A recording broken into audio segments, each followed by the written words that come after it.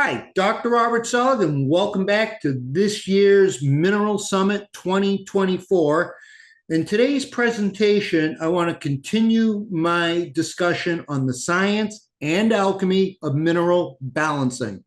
Now, today we're going to put the spotlight on Mars the Warrior, but the reason why I keep harping on alchemy, because alchemy is the royal science. Before chemistry, there was alchemy, and the whole history of alchemy going back to pre-dynastic Egypt, which is ancient Egypt. But leaving that aside, looking at alchemy from a mineral perspective, we have to understand that the pioneer of hair tissue mineral analysis and the science of mineral balancing from Dr. Paul Eck, who gleaned a lot of his information, especially the mineral ratios, from the workings of Dr. Louis Caravan. Dr. Louis Caravan, Professor Caravan, was a hardcore scientist, a Nobel laureate nominee who did more work on transmutation than any scientist that we know of today. So Dr. Louis Caravan was highly influenced in his earlier formative years when he was trying to figure out, how did these chickens lay these beautiful calcium-rich eggs, but yet their diet was lacking calcium? So he saw that the chickens were eating mica loaded with potassium. So somehow this potassium was transmuting into the calcium. Now, what he realized was if you took the potassium out of the chicken's diet, then the chicken could not lay that golden egg, where the calcium shell would be weak, crack on a dime, basically having a useless egg. However, if you reintroduce the potassium back into their diet, then the chicken would lay that beautiful golden egg with that calcium shell that was strong and hard to give you a high quality egg. So somehow this transmutation of potassium to calcium. Now, transmutation we know is happening with nuclear fusion, nuclear fission, atomic reactions using uranium. We know that particle accelerators are bombarding hydrogen ions into other atoms, trying to create other atoms. So what's interesting, this transmutation is happening on the background of water, which is hydrogen and oxygen. Remember, the Spirit of God resides in the water. So there's going to be something magical about the water with the hydrogen and oxygen component. Then there's also going to be a strong hormonal influence in this transmutation: thyroid hormone, adrenal hormones, aldosterone, cortisol, adrenaline. And then there's going to be microbes. Those are some of the three ingredients that are making this transmutation happen. But this is happening in the mitochondria. What's interesting about the mitochondria is that it is a cyclotron. A cyclotron is a miniature particle accelerator, and in your mitochondria, that's a minuscule cyclotron in a living cell, allowing this transmutation to happen in all living cells, including us. And when we think about what's going on in the mitochondria, because the mitochondria is going to have sodium, potassium, copper, zinc, iron, sulfur, magnesium. We're going to have many of these ions in there. But what's interesting about the magnesium ATPase enzyme, that first, it's never been, the structure of this ATP has never been elucidated on in a real crystalline version. We have these caricatures of this model of what ATP is, but no one's ever been able to identify the crystalline structure of this ATPase enzyme. So it really is an enigma because we never truly studied it. Again, we have all these kind of wild theories about the mitochondria and what it looks like and how we know that the electrons are flowing. And once those electrons stop flowing, you're dead. So those electrons have to always be flowing. But the magnesium binds to the 3 phosphates in a very symmetrical way that allows the ATP to curve, creating a magnetic field to allow these electrons to flow all day long, because once those electrons stop flowing, you're dead. This is emphasizing the importance of magnesium in ATP. So if magnesium is not bound to your ATP, that ATP, that universal currency, won't work. So this is showing the importance of that magnetic energy of magnesium, allowing the electrons to flow in this magnetic field as those electrons are moving. And once those electrons stop, we're dead. So there's something very interesting about the mitochondria, and that's where that transmutation is happening all day long in all living cells. So Dr. Paul Eck understood that these ratios were coming from the work of Dr. Louis Caravan when he was trying to figure out how does potassium churn into calcium in the mitochondria. What happens is potassium has 19 protons. That's what makes it potassium. Calcium has 20 protons. That's what makes it calcium. So somehow the hydrogens are moving in the mitochondria, which is like a miniature cyclotron particle accelerator moving the hydrogen. A hydrogen is a proton. That proton, when it hits the potassium and that proton gets lodged into potassium, and now we're going to have 20 protons in the potassium, and now it's not potassium. Now that is a new element, which is calcium. So that's the amazing transmutation that is happening in the mitochondria that is transmuting one ion into another ion. Now, when you look at the sodium-magnesium ratio, another great adrenal ratio, sodium has 11 protons, magnesium has 12 protons. So if you're in a magnesium deficient state, but you have an abundance of sodium, that sodium has that 11 protons in the mitochondria. If that proton is moving through this cyclotron of the mitochondria, when it hits the sodium and gets lodged into the nucleus, now you've gone from 11 protons to 12 protons, and 12 protons means you now have magnesium. And that magnesium keeps this whole electron chain flowing and moving, so we're not dying and decaying. So this is the importance of this transmutation, and the pioneer of hair mineral analysis, the brilliant Dr. Paul Eck, got this information from studying alchemy, by studying transmutation of the work of Dr. Louis Caravan. So this is why I want to keep harping on alchemy, because alchemy truly is an amazing science. It's an art and a science. And when we can integrate that into our mineral balancing practice, now we're going to start understanding the energetics of these minerals. That to me is very important.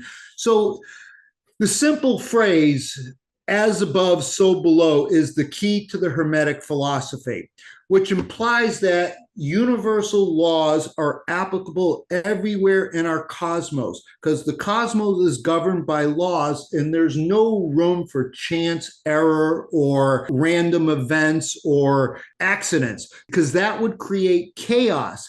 If chaos happens, life will cease to exist. So this is why everything in this universe is abiding by universal laws, whether you're in the heavens, whether you're in the oceans, whether you're on land. The universal laws, whether we know it or not, are applicable to everything, everywhere, as above, so below, micro, macro. That's the beautiful, profound basis of the Hermetic philosophy, as above, so below. Before we get into Mars, let's talk a little bit more about this alchemy. Of course, when we want to understand the bioenergetics of Mars, we have to understand what Paracelsus once quoted. He who knows what iron is knows the attributes of Mars.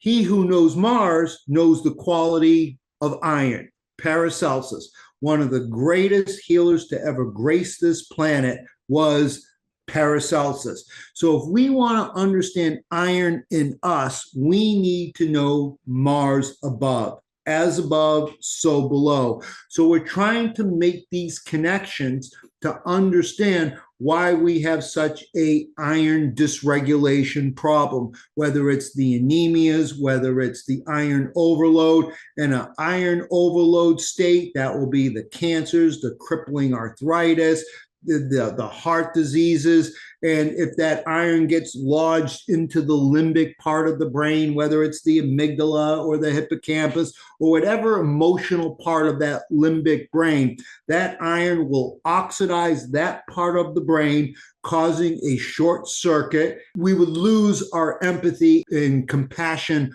for other people. And that is what brings out some of the most hardened criminals on this planet: the serial killers, the rapists, the child abusers.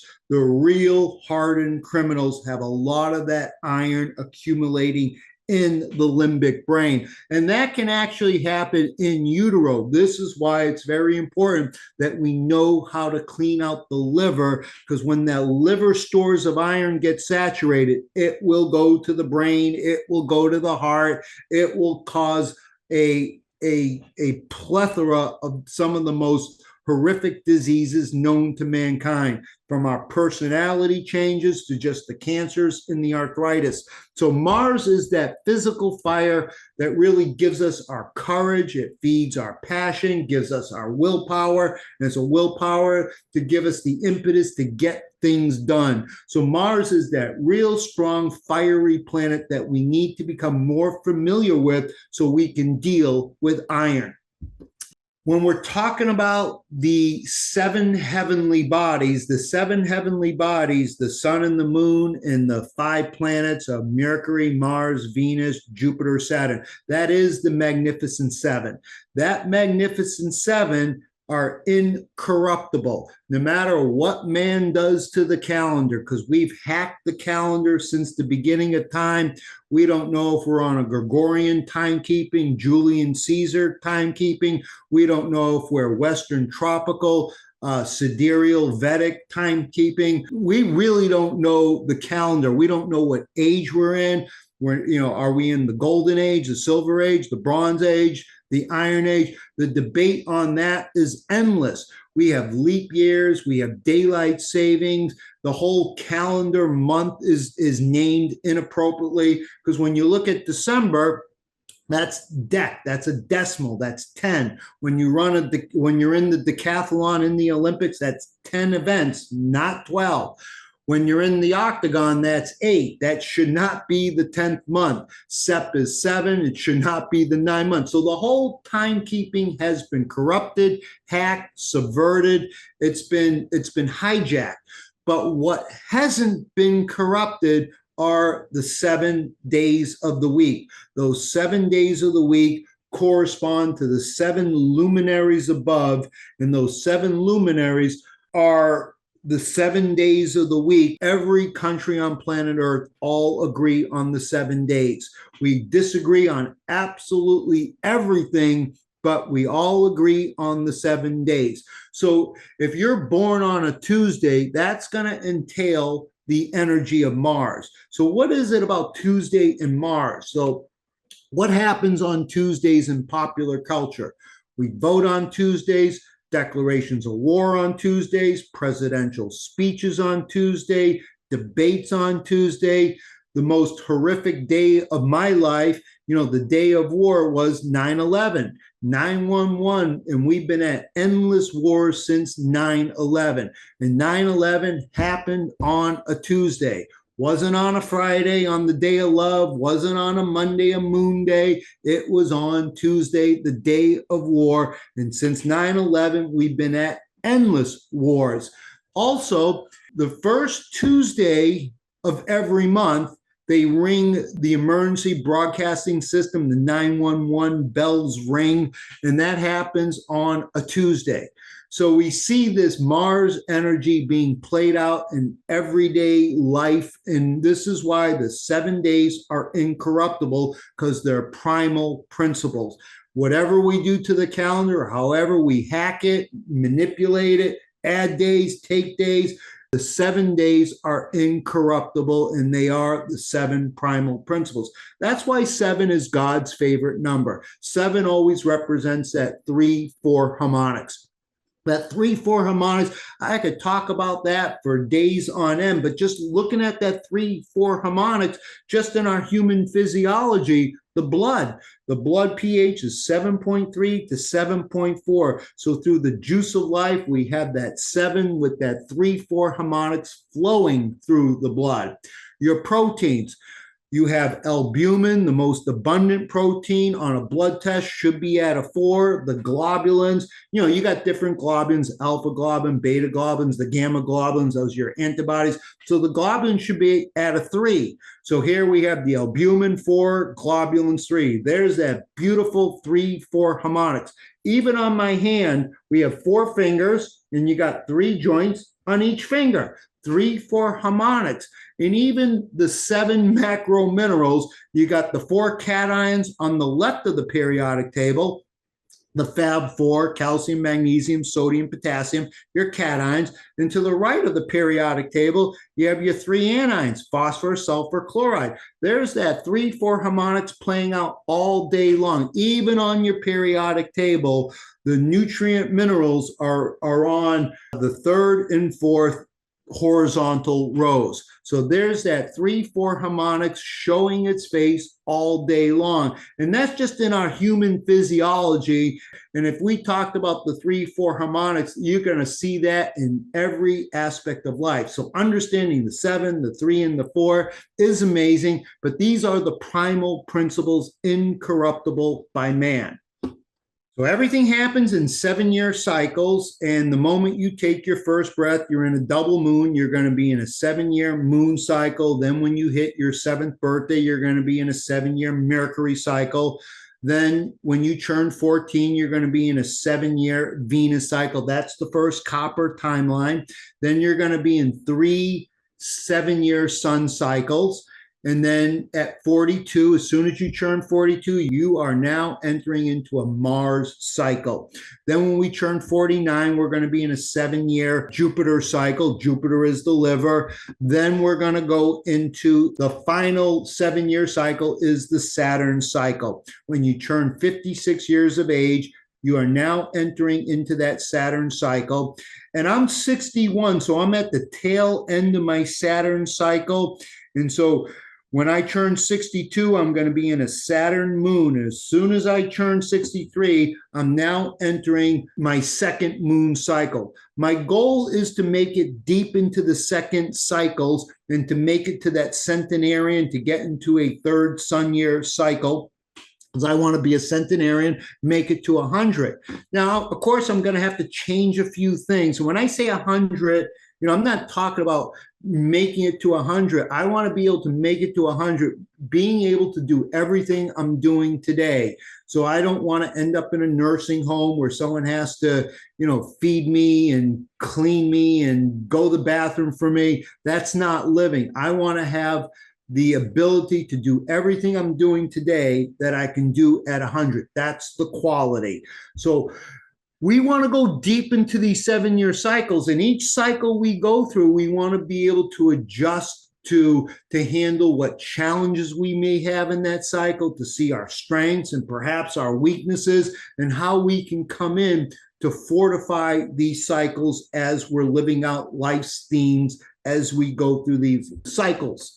Now, when you're 3 years of age, you're going to be in a Moon-Mars cycle. And the Mars is always fighting for your immune system. This is why parents, I implore you to not do anything with Western organized allopathic medicine.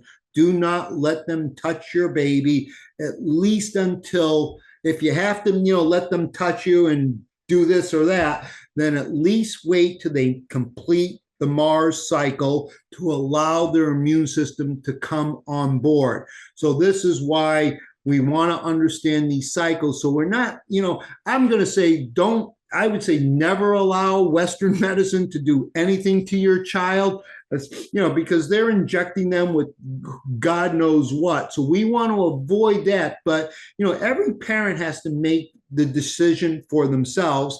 And so if it was me, I would do nothing. I wouldn't let them touch my child. But Mars is fighting for your immune system. So if you have to do something with, getting the shot or whatever, at least wait till they finish this Mars cycle. You're going to see that Mars cycle come on at 11 years when you're in a Mercury Mars. Mercury is communication. Mercury rules the bronchial, and it's the whole respiratory system.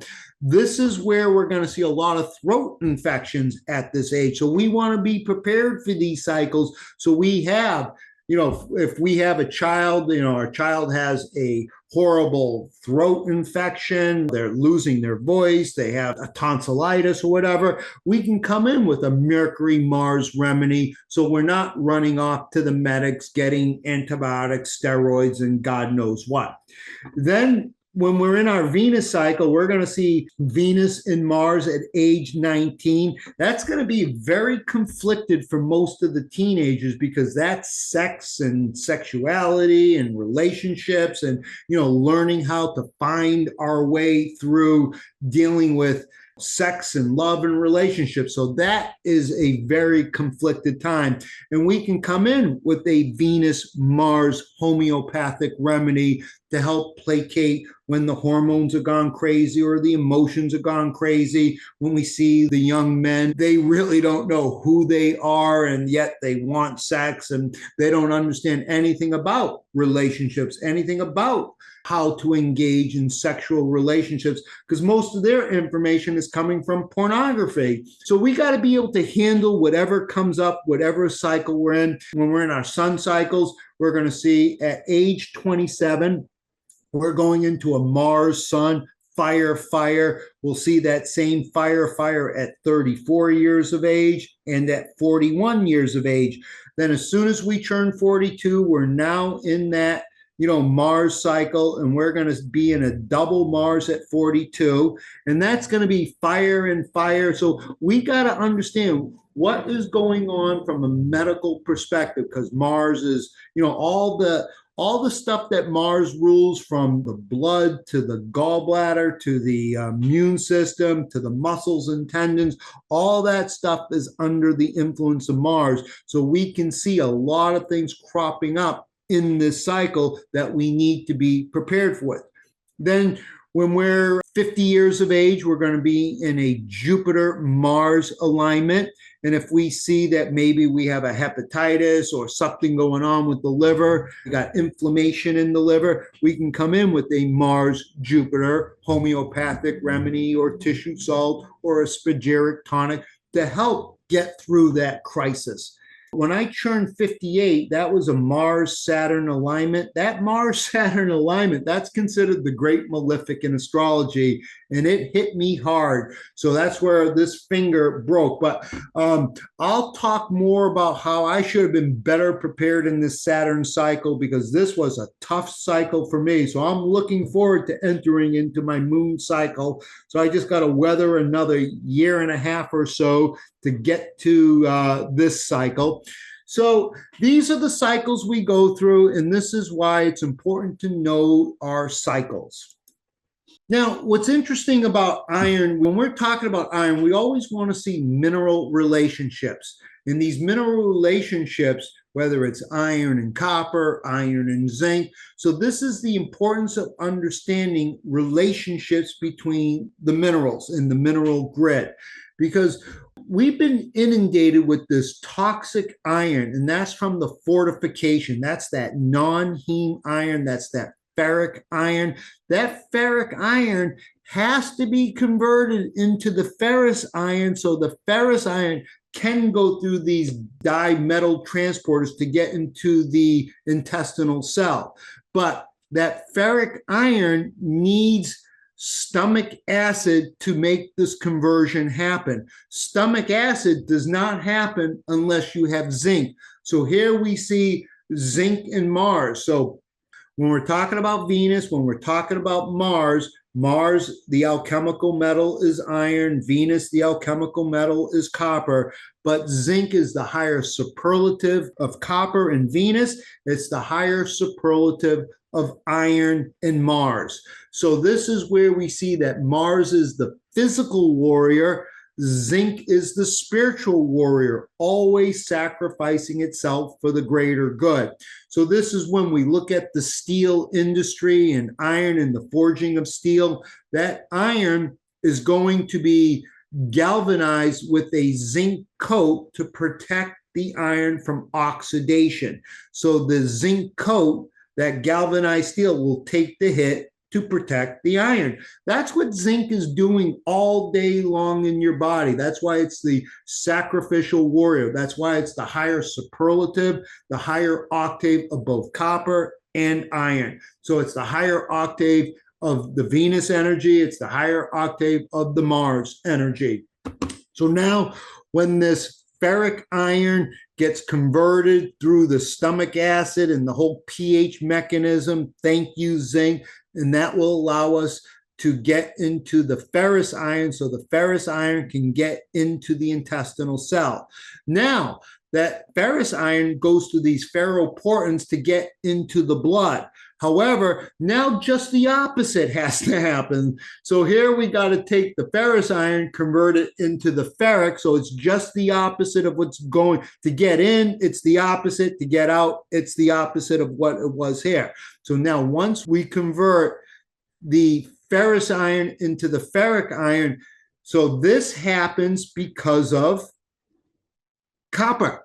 So ceruloplasmin is a very complex enzyme system that contains 7 copper ions to make this ceruloplasmin work. So ceruloplasmin is more than just a copper chaperone. It has oxidase activity that will take the ferrous iron, convert it into the ferric iron. It will oxidize the iron, and this ferric iron can get locked and loaded onto the transferrin Uber bus. So this Uber bus can transfer the iron to where it needs to go. So this is the importance of understanding the relationships of copper and iron, understanding the relationships of zinc and iron. And this is where we see if we're conflicted with Venetian themes and Mars themes, we're going to have a hard time with making our ceruloplasmin. This is why we got to get out of this beam counting of just looking at the body from just a physical biochemical point of view, because like I said, alchemy is a part of life.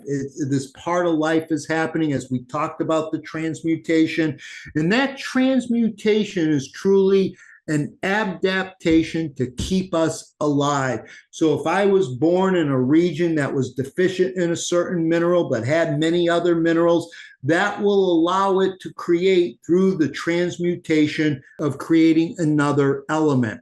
So when we look at it, we always said hydrogen and oxygen and microbes and hormones is where this transmutation is happening. And it's a protective, adaptive mechanism to keep us going. It's like a backup system because, again, once those electrons stop flowing, you're dead. So the body will make sure that the right nutrients, the right mineral nutrients are in the mitochondria to make sure that that flow of energy is going on. So this is some of the examples of understanding these relationships. Because again, it's more than just understanding the biochemistry, it's understanding the energetics. So this is where we see men are from Mars, women are from Venus. So when we're conflicted with our relationships and all that stuff, or we're being dishonest in our relationships, we have other manipulative themes behind our relationships, this is where copper and iron will be dysregulated. And like I said, we don't know what age we're in. Are we in the golden age, the iron age? I believe we are transitioning from the iron age, which we've been in for the last 2,160 years, and we're just transitioning into the bronze age. And bronze is copper and tin. Tin is the metal of the liver, and copper is highly regulated in the liver, just as iron is highly regulated in the liver. But there's also the adrenal component, the hormonal component to tell the liver what to do with the copper, with the iron. So if you're born on a Tuesday, then Mars is your ruling planet. Now, if you're born on a Tuesday in Aries or born on a Tuesday as a Scorpion, you're going to have more of that Mars energy. Mars represents courage, determination, assertiveness, initiative, and it's the archetype of the warrior. It is the hero. It is the Hercules. Mars rules rhythm. That's the blood, that's the exchange of oxygen and CO2, creating the greatest rhythm of breath, in breath, out breath, creating rhythm in the body. It's the development of the will. It's the urgent drive towards self-expression. Mars energy powers the primal vital force, which is our sexual drive, and directs the will.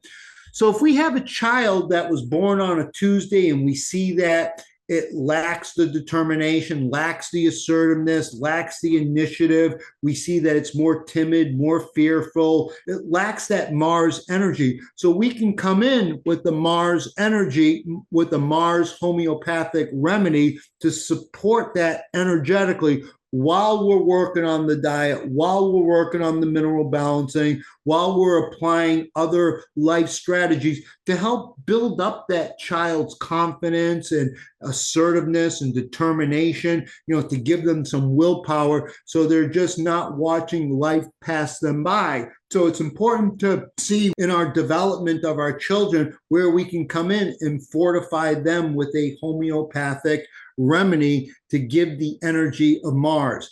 Because homeopathy is a branch of alchemy. Paracelsus was the great alchemist. He was the one that came up with similia similibus curanter, like cures like. So basically, homeopathy, the two pillars of homeopathy is minimum dose and like cures like. So those are the pillars, because our Western medicine is all, it's not like cures like, it's all anti, it's all fighting and war and trying to wipe things out. So we're in this disharmony in this allopathic system where like cures like, going back to Paracelsus, was the first one to coin that phrase of similia similibus curanter, like cures like. But Paracelsus would take years to make a spargeric remedy because, that was a very complex process. The genius of Samuel Hahnemann, the founder of homeopathy, he could make a homeopathic remedy in one day. Samuel Hahnemann, truly the greatest healer to grace this planet, because he brought us homeopathy that was accessible to everyone, that didn't take years for a remedy to make, didn't take a lot of money to make a remedy, but it's using the two pillars of homeopathy, like cures like, with the minimum dose. So the snake that bites you will be that venom, when it's potentized in a homeopathic preparation, will be the like force in a minimum dose to cure you. This is the genius of Samuel Hahnemann. This is why I keep harping on alchemy, because as mineral practitioners, we need to have more tools in our toolbox so we can adjust to whatever is happening in life cycles. Now, if our child is, the first example of the child was, just lacked the assertiveness, the aggressiveness, they were more on the weak side of Mars. But what happens if we have a child that's always throwing temper tantrums, always fighting, always aggressive, always screaming? Then we can come in with a homeopathic remedy to help deal with that layer of that aggressiveness, that, that angry part of them, that we can come in with these remedies to help pacify that while we're doing the other homework. So this is the importance of understanding how to utilize alchemy in a mineral balancing practice. A Mars sign represents, it's how you get something, it's how you make something happen, it's the impetus to get things going, it's how you take action, it's what you do to survive, it's how you handle anger or conflict, it's your physical strength and willpower, and more importantly, it's your mental strength and willpower. It's how you respond to and handle challenges, and it's the way you express your energy in day-to-day life, and it's how you express and fight for your beliefs. Now, this is what happened to me during this whole global sickness campaign of 2020, when they locked us down and we took the knee as we took the knee, we followed our masters. They told us to mask up and roll the sleeves up, and we just followed the arrows. We couldn't visit our dying relatives in the nursing homes. We couldn't go to church. We couldn't go to the beaches. So we lacked that Mars courage to stand up to the Leviathans, to stand up to these dictates, potentates, these tyrants. We acquiesced, took the knee, and just basically went along to go along. And we lacked that Mars courage, showing that our country is in burnout. Our country is in burnout. When your country's in burnout, you're going to have horrible health. That's why we're leading the league in the cancers and the diabetes, the senility diseases, the crippling arthritis, because of burnout. This is why in Chinese medicine, they always said that the adrenal kidneys were the Jing. The Jing is one of the three treasures. They knew 10,000 years ago that the kidney adrenals were a treasure.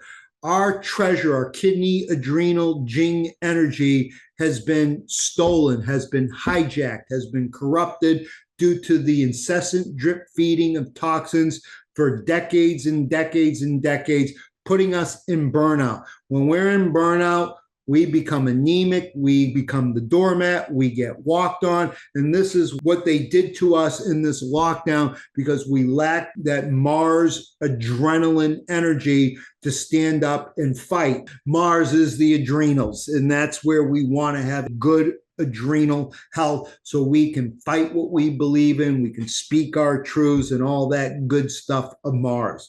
So it's energy, motivation, and action steps you take to achieve something. That is your Mars energy. So, of course, Mars is the red planet because Mars has 3 times more ferric iron, that oxidized iron, than planet Earth on its surface. That's why it's the red planet. So, of course, the symbology, what is red in your body? That's the blood. So Mars absolutely rules the blood. So this is where we may see the anemias and leukemias and AIDS and blood diseases and thick blood and sticky blood and poor flowing blood. So we want to understand the Mars, how it rules the blood. Mars is the immune system. Mars is always fighting for your immune system. So we said that the higher superlative of Mars is zinc. So zinc is needed to activate your white blood cells to have an immune system. Iron, all these microbes are going after the iron. Just as our cells need the iron, the microbes want the iron. So iron is the spoils of war. Everyone wants that iron. So iron has to go into hiding so the microbes don't get it. Meanwhile, your cells don't get it. Then you become anemic and you become chronic and weak and broken. So we got to understand we have to energetically learn how to fight for our health, to fight for our immune system. So we want to have that Mars zinc energy. Copper is going to be a big player in immunity. So we're going to see the dialect of Venus and Mars playing out. We're going to see the dialect of zinc, iron, and copper playing out. Blood pressure, the high blood pressure. Venus is going to be the low blood pressure, copper, low blood pressure, iron, the high blood pressure, through the kidney adrenal angiotensin, the renin angiotensin, aldosterone system that influences the blood pressure. So when we have too much unavailable iron, that is going to trigger the adrenals and pumping out that aldosterone renin angiotensin system, causing the hypertension. Hormones, especially with testosterone, you need that blood to move the hormones, especially in the sexual act. We're going to see the blood is so important in sex and in the hormones. Testosterone, zinc, baby, zinc all day long to make your sperm, for the healthy prostate. And so we see that the hormones and the testosterone have taken the hit because we see that we're in burnout, a country in burnout. And part of that burnout, we see fertility clinics on every street corner in every city in this country. Survival, willpower. So absolutely Mars rules the blood. It rules the red blood cells. Bile is the liver. Liver is Jupiter. but the gallbladder is absolutely Mars. So that bile is stored in the gallbladder, and the gallbladder could become the bilious temperament, the gall of life. The gallbladder, we see that in a lot of the xenoestrogens with that high copper. It's going to influence the zinc. In the gallbladder, it's going to influence the B6. Copper will oxidize that B6, and then the bile becomes very sluggish and stale because you need that B6 to keep that bile in suspension so it doesn't congeal and get congested. So the gallbladder is fascinating Mars stuff because when you look at the gallbladder, most common afflictions of gallbladder disease, whether it's a perforated gallbladder, whether it's huge stones in the gallbladder, whether it's an infected gallbladder, a gangrene gallbladder, or just these gallstones or gallbladder cancer, whatever the etiology of the gallbladder disease, most commonly it happens in married women with children. So there's something interesting about that scenario. So why is it that married women with children? So there is a hormone estrogen copper thing pertaining to that, but more importantly, it's the energy of Mars. Because the married women with children wearing the many hats, trying to be the mother, trying to be the wife, trying to run the household. Maybe she's given up her career. Maybe she hasn't lived out her dreams, her goals, and her aspirations as she sacrificed herself for the greater good of her family and children. And yet she feels, this anger kind of percolates. And not that anger is good or bad. No human emotion is good or bad. When we suppress it, when we don't understand it, then it becomes pathology. So when we look at this anger, this aggression, it's this calcified aggression that becomes the gallstones. First, it's a grain of sand that becomes a crystal, and the crystal becomes the stone. When you get the stone, you'll be off to the emergency room begging for morphine. The doctor will give you the morphine. You won't have your wits about you. You won't be thinking straight, because you're under this emergency situation. And the doctor will convince you to remove your gallbladder, and most will, because most commonly, most gallbladders are surgically removed in that Mars cycle, 42 to 48. So we got to fight for our gallbladders. We got to fight for our health. We got to have that Mars strength and courage to weather a storm, because 95% of the time, that gallbladder does not need to be surgically removed. Now, if it is gangrene and very infected and the stones are huge and it is a cancer, yes, maybe that gallbladder needs to be removed, but 95% of the time it does not. This is where we got to have that Mars energy to fight the good fight, because you don't want to remove organs. Adrenal glands, classic Mars energy. So, are we going to fight or flight? So we see that, when we have a strong Mars energy, we're going to fight the righteous fight. We're going to stand for our beliefs. But when we lack that Mars adrenaline, then we become anemic, then we become the doormat, then we get walked upon. So classic adrenal glands, muscles and tendons. When we think of tendons, the epitome of the tendon is the Achilles tendon. So the Achilles tendon, but it's all tendons and muscles. So if an athlete or a warrior or a policeman or anyone with that Mars energy, trying to protect and trying to be the hero, you sever the Achilles tendon, you will not be the warrior, you will not be the hero. So the Achilles tendon and all the tendons and muscles are strongly corresponding to Mars.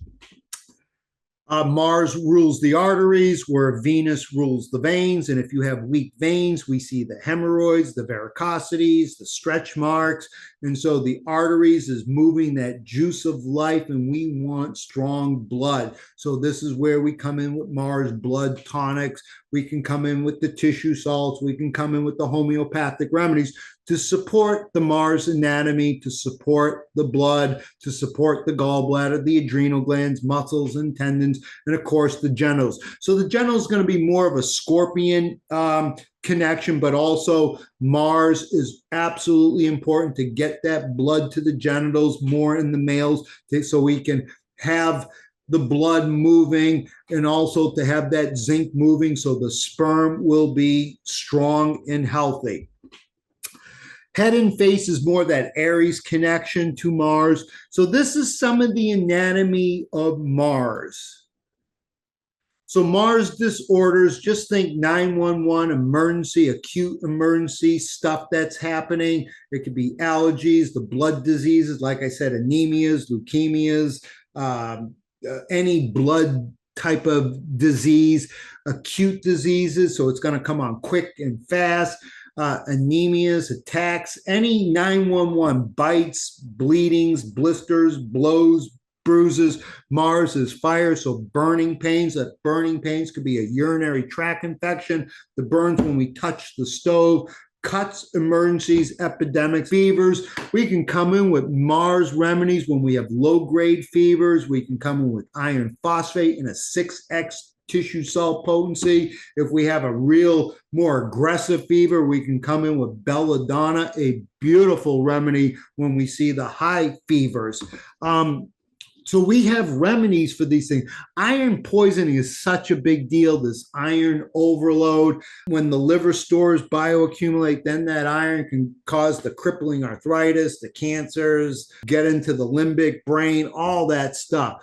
So Mars disorders are very important to understand. Now, what I want to do in part 2 is to give you some meat and potatoes to deal with 911 emergency Mars remedies, because life is going to happen. On a mineral balancing program, we still may sprain our ankle, get into a car accident, fall off the horse, hammer our fingers, get a food poisoning, overindulgence, because we don't want to be so rigid where we lose the spice of life. We're going to have birthdays and celebrations, and maybe we overindulge, maybe we overdrink, maybe we're on vacation, we get a food poisoning. So I want to give you a 911 emergency Mars kit for acute emergencies. And again, common sense has to apply. If you have a broken bone, yes, you got to go to the emergency room. But most of these emergency things that are happening, they can be very painful and debilitating, but we can work through it without going to the emergency room. So we got to be able to understand from a practical point of view when we need to punt and do, go to the ER, when we can handle a home emergency. So if we touch the stove, we burn ourselves, we can come in with some beautiful homeopathic remedies that can take the pain away pretty quickly.